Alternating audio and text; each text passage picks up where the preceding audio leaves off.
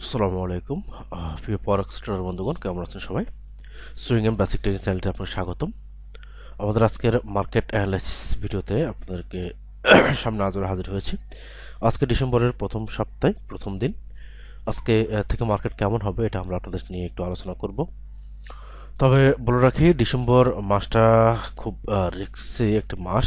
এই মাসে মার্কেটের মুভমেন্টটা খুব কম থাকে এবং এই ডিসেম্বর মাসে আপনি দেখবেন 15 তারিখের পর থেকে মার্কেট আস্তে আস্তে স্লো হয়ে যায় এবং 20 তারিখের পর থেকে মার্কেট একদম স্লো হয়ে যায়। কারণ হচ্ছে ডিসেম্বর মাসে এই সময়টাতে অর্থাৎ 20 তারিখের পর থেকে যেই ফার্স্ট ওয়ার্ল্ডের কান্ট্রিগুলো আছে ওদের ম্যাক্সিমাম টাইমই বন্ধ থাকে এই সময়টাতে, বিশেষ করে ক্রিসমাস, হ্যাপি নিউ ইয়ার এগুলো মিলিয়ে ওদের একটা বন্ধ থাকে, বড় একটা বন্ধ থাকে। এটা জানুয়ারি 10-15 তারিখ পর্যন্ত চলে এই বন্ধ সেশনটি। তো আমাদের ডিসেম্বর মাসটাকে একটু সতর্কতার সাথে ট্রেড করতে হবে।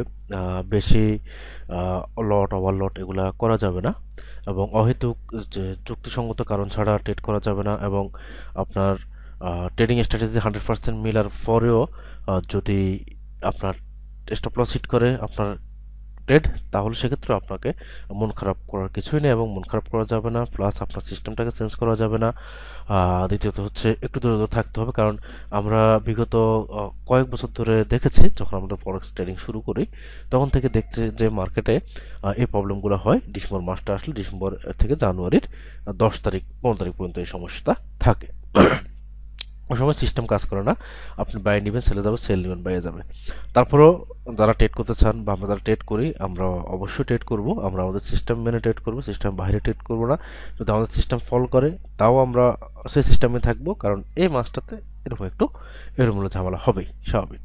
চলো আমরা মার্কেটে যাই। গোল্ড কি অবস্থা, আমাদের জন্য গোল্ড কি রাখছে একটু দেখি। আচ্ছা, গোল্ড দেখুন, আমরা বর্তমানে গোল্ড পেয়ারটিতে আছি।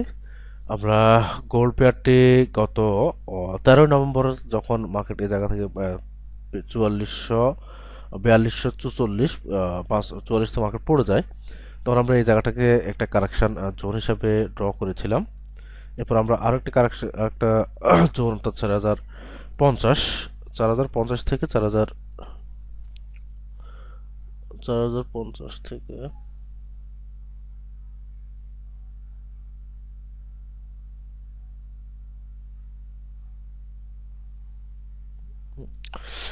চার হাজার পঞ্চাশ থেকে 4252, এই জোনটা ছিল আমাদের গোল্ড ট্রেডের কারেকশন জোন।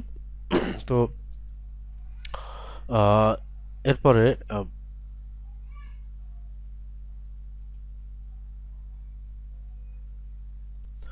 আহ, এরপরে মার্কেট গত শুক্রবারে টেকনিক্যাল প্রবলেমের কারণে, আপনারা জানেন যে টেকনিক্যাল প্রবলেমের কারণে মার্কেট অহেতুক অনেক অহেতুক স্পাইক করেছিল মার্কেট।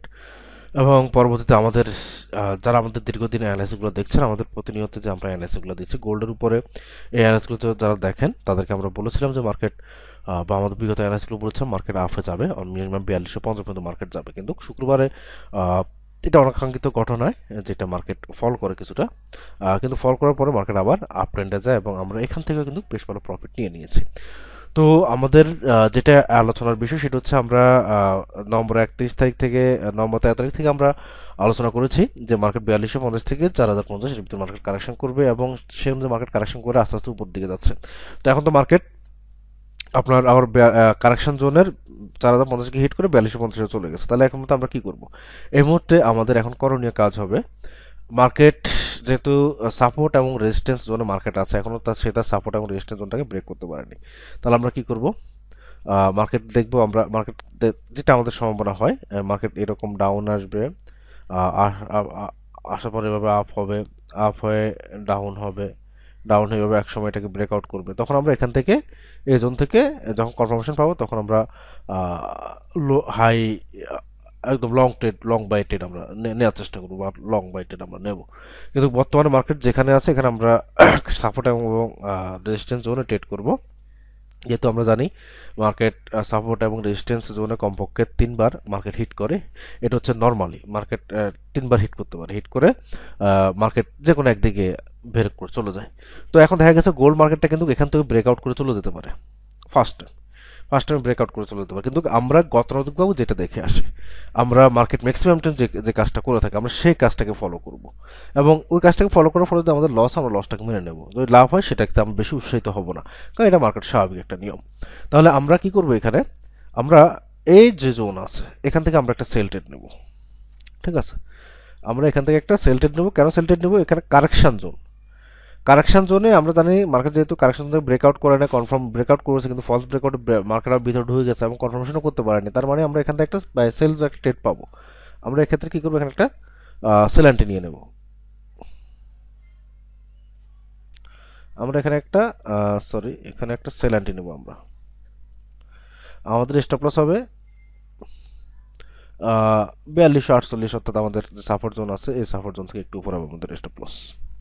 ঠিক আছে, আর টেক প্রফিট হবে আমাদের যা স্টপ লস আছে তার দ্বিগুণ হবে আমাদের, যেহেতু সাপোর্ট এবং রেজিস্ট্যান্স আপনি বেশি জোনে ট্রেড করতে পারবেন। ট্রেড প্রফিট হবে আমাদের 11 দুগুণ 22 দুগুণ 22 দুগুণ 44, 44 ডলার মতো আমাদের হবে স্টপ লস। ঠিক আছে, তো এটা হবে আমাদের ফরেক্স ট্রেডিং এ যে আমরা গোল্ডের এই মুহূর্তে আমাদের এই একটাই পজিশন, আমরা কারেকশন জোনে ট্রেড করতেছি, যেহেতু মার্কেট কারেকশন জোনে ব্রেকআউট করেনি, ব্রেকআউট না করে মার্কেট পড়ে গেছে। এখন আমরা এখান যে পড়ে যাওয়ার পরে আবার দেখুন সাপোর্ট জোনের ভিতর থেকে মার্কেট একটা সেল ক্যান্ডেল দিয়েছে, তো আমরা চাইলে এই সেল ক্যান্ডেলের পরে আমাদের একটা সেল ট্রেড পেতো, কিন্তু যেহেতু আমরা তখন মার্কেটে ছিলাম না, বিশেষ করে আমি মার্কেট এখন আমাদের এখন পর্যন্ত আপনারা একটা সেল ট্রেড নিতে পারেন। স্টপ লস হবে আমি যেখানে দিয়ে দিয়েছি, এখানে 4249 থেকে 4249 হবে স্টপ লস, আর টেক প্রফিট হবে 4192.84। ঠিক আছে, তো এবং আমরা আমাদের এই সিগন্যালগুলো এই অ্যানালাইসিসগুলো আমরা আমাদের গ্রুপে দিচ্ছি, যা চাইলে আপনারা আমাদের গ্রুপে থেকে সিগন্যালগুলো নিতে পারেন। যারা আমাদের গ্রুপে জয়েন হয়ে যান এবং প্রতিনিয়ত আপনারা আমাদের গ্রুপে সব আলোচনাগুলো পাবেন। তো ধন্যবাদ সবাইকে। আজকে ফরেক্স মার্কেটের আলোচনা এটুকুই, আর যদি মার্কেট ব্রেকআউট করে উপরে যায় সেক্ষেত্রে আমরা আবার আপনাদের সামনে আলোচনা নিয়ে হাজির হব। ধন্যবাদ সবাইকে, আল্লাহ হাফেজ।